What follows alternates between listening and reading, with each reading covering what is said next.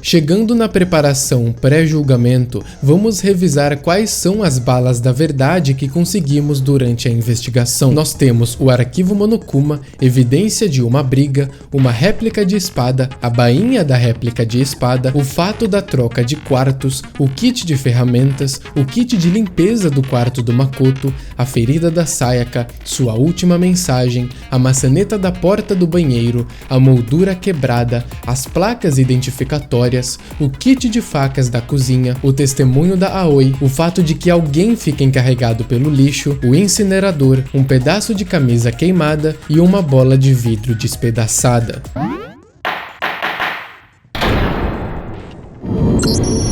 Let's begin with a basic explanation of the class trial. So, your votes will determine the results. Se votarem corretamente, apenas o culpado será punido, mas se escolherem a pessoa errada, todos com exceção do culpado serão punidos, e o culpado irá se graduar. O culpado, claro, é alguém entre eles. Antes de começar, a Kyoko percebe que no lugar dos estudantes já mortos está uma foto de cada um deles, e a Celeste aponta que há um lugar vazio. Por que há 16 assentos, sendo que desde o começo haviam apenas 15 pessoas? O Monokuma responde que não tem uma razão, e só que a corte tecnicamente pode abrigar até 16 pessoas. E então o julgamento de classe começa, e acontece o primeiro debate sem parar, o minigame principal do jogo, onde você atira suas balas da verdade, que contém as provas do caso, nas afirmações que as contradizem. Os alunos começam a discutir os fatos básicos do caso. A Chihiro diz que o assassino deve ter pego ela de surpresa no banheiro, e que ela nem teve como resistir.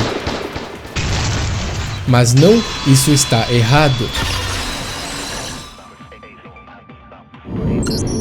Pelo estado do quarto do Makoto, é evidente que houve uma briga, então houve resistência por parte da vítima. É provável que o ataque começou no cômodo principal e houve uma perseguição até o banheiro. O Byakuya diz que isso era óbvio ao dar uma simples olhada na cena do crime, como se os fatos se justificassem por si mesmos. Esse aspecto de sua personalidade será melhor observado no futuro. Mas então, o que foi usado para matar a Sayaka? Qual é a arma do crime? O Kiyotaka diz que havia um objeto afiado perfurando seu estômago e que definitivamente é essa a arma do crime. O Mondo então diz que usaram uma faca qualquer.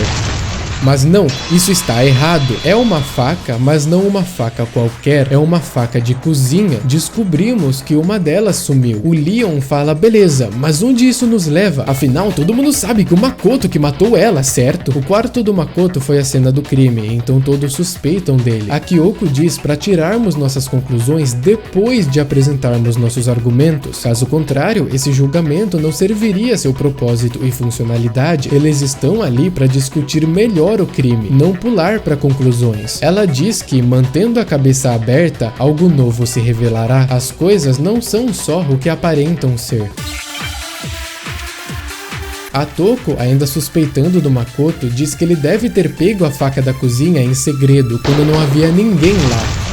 Mas não, isso está errado. Afinal, a Hina testemunhou estar no refeitório no momento em que a faca de cozinha foi roubada e o Makoto nunca passou por lá. Então, a Toko sugere a possibilidade deles estarem juntos nessa e mentindo para se proteger. O Monokuma, quando questionado sobre isso, diz que é permitido ao assassino ter um cúmplice, mas apenas aquele que comete o assassinato irá se graduar. Então, meio que não tem como um cúmplice se beneficiar disso. O Monokuma desliza e diz que não tem um cúmplice nesse caso, e é isso. A Hina estava acompanhada da Sakura quando a faca sumiu, e ambas dormiram em um único quarto, então elas têm álibis sólidos. Então, elas revelam que uma única pessoa veio até o refeitório enquanto elas estavam lá, alguém que não está mais conosco, a Sayaka. Ou seja, quem roubou a faca foi a Hina. Mentira, é claro que foi a Sayaka, mas eu acabei esbarrando numa opção errada, então eu perdi um coração. Bom trabalho pra mim. Enfim, isso significa que a pessoa que pegou a faca do crime foi a própria vítima. O Byakuya argumenta então que o Makoto, mesmo que não pegou a faca na cozinha, ainda pode ser o assassino, pois pode ter tomado a faca dela. E então a maioria volta a suspeitar o Makoto de novo. A Kyoko diz para esperarem, porque ainda é muito cedo para decidir conclusivamente que ele é o assassino. Se o quarto pertencia ao assassino, então ele fez algo bem estranho. Algo está faltando na cena do crime e que de toda maneira deveria estar lá. A Kyoko direcionou o foco de todos a pensar não no que está presente, mas no que está ausente. Começa então o primeiro anagrama epifânico do jogo, um de seus minigames. Nesse, o Makoto tenta recolher seus pensamentos e cavar na sua memória alguma informação relevante que não está diretamente contida em uma bala da verdade. E então ele lembra que a Kyoko mencionou a estranha ausência completa de cabelo na cena do crime. Isso significa que o culpado limpou o quarto. Se o Makoto fosse o assassino, não haveria motivo para ele fazer isso, justamente pelo assassinato ter sido no seu quarto, um lugar que teria cabelo dele de qualquer maneira. Ou seja, é além da razão acreditar que o dono do quarto e o assassino são os mesmos. E há outras razões que o Makoto não é o culpado, de acordo com a Kyoko. Por exemplo, a situação estranha da porta do banheiro. É certo que o assassino teve problemas para entrar no banheiro. A prova disso é a maçaneta quebrada. Na tentativa de tirar a fechadura, ele acabou removendo quase tudo, e isso é algo estranho pro dono do quarto. Resumindo, a Sayaka foi atacada no cômodo principal, fugiu pro banheiro, o assassino perseguiu ela, mas precisou quebrar a porta porque a Sayaka tinha a trancado.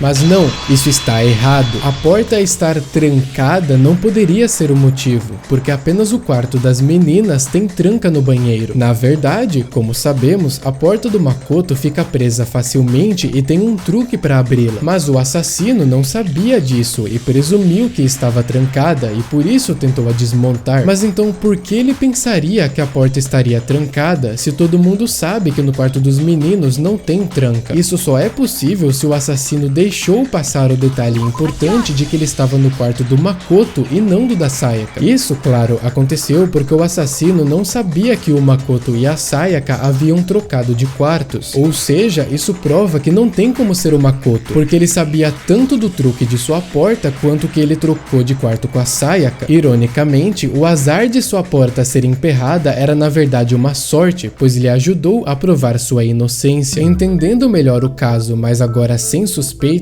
eles procuram outro tópico para discutir. Dessa vez, o de como o assassino sequer entrou no quarto do Makoto. Não há como arrombar a porta porque as portas são a prova de arrombamento. O Hifumi sugere que o assassino poderia só bater na porta dizendo que queria conversar e a Sayaka só deixar ele entrar. Mas o Makoto sabe que isso soa impossível, já que o motivo dela ter trocado de quarto em primeiro lugar foi porque ela estava super assustada e jamais abriria a porta para ninguém. What if her being scared was a lie? Huh? What the hell is that supposed to mean? Why would she lie about something like that? I know you don't want to consider it, but look at this and tell me. Can you still deny the possibility? E então, a Kyoko mostra algo que ela encontrou. Quero falar com você. Só nós dois. Em 5 minutos, venha me ver no meu quarto. Olhe a placa de identificação para você ter certeza de não entrar no quarto errado, tudo bem? Isso foi escrito pela Sayaka no bloco de notas do quarto do Makoto, que a Kyoko descobriu usando uma técnica de sombreamento. Até os clássicos de detetive podem ser surpreendentemente úteis às vezes. Enfim, essa foi a maneira da Sayaka entrar em contato com um certo alguém. A Celeste questiona se podemos mesmo ter certeza que a pessoa recebeu a carta e se essa pessoa estaria mesma envolvida no assassinato. Afinal, o Makoto e a Sayaka trocaram de quartos, não é? A carta especificamente diz meu quarto, ou seja, se alguém fosse ler o bilhete, eles iriam pro quarto da Sayaka, iriam pro quarto onde o Makoto estava.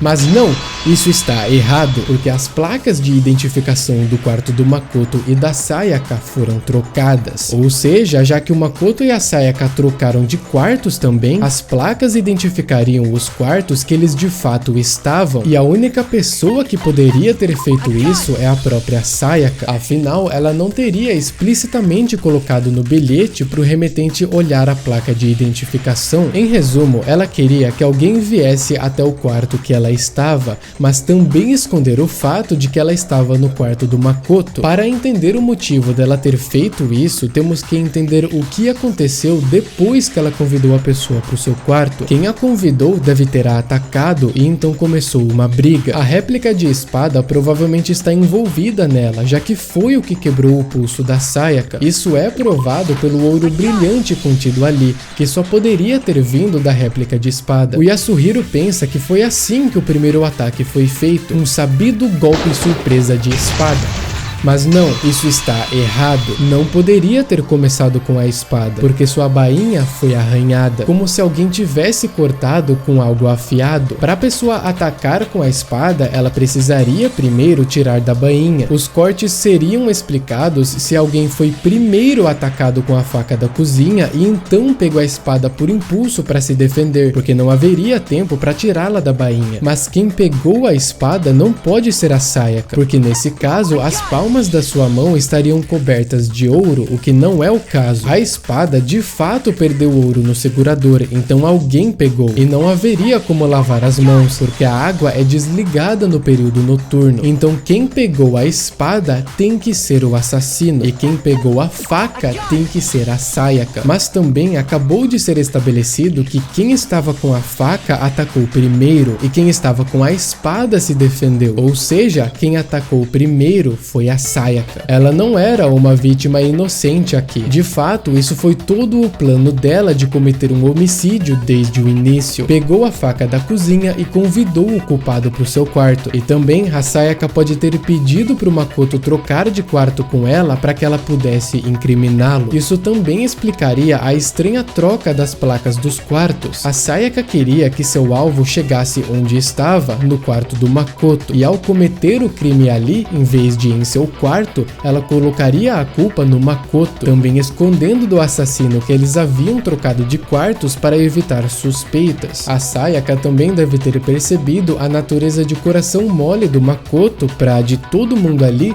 pedir para trocar de quartos com ele, que não admitiria a troca de quartos se isso fosse incriminar ela. As pessoas tendem a acreditar nas aparências, então entre o Makoto, alguém normal, e a Sayaka, uma super estrela, a maioria confiaria na Sayaka, mas no fim, o tiro saiu pela culatra. Ela morreu nas mãos da pessoa que ela havia planejado matar. O Makoto está incrédulo, não aceitando que isso pode ser verdade. Então, na verdade, a Sayaka esteve mentindo pro Makoto esse tempo todo. O Monokuma diz que estão desviando demais do assunto em questão e que seria terrível se eles não descobrissem quem é o culpado a tempo. Agora, eles sabem como tudo ocorreu, eles só precisam de uma pista para o assassino. Eles voltam a discutir e debater e o Leon fala que não tem mais nenhuma pista.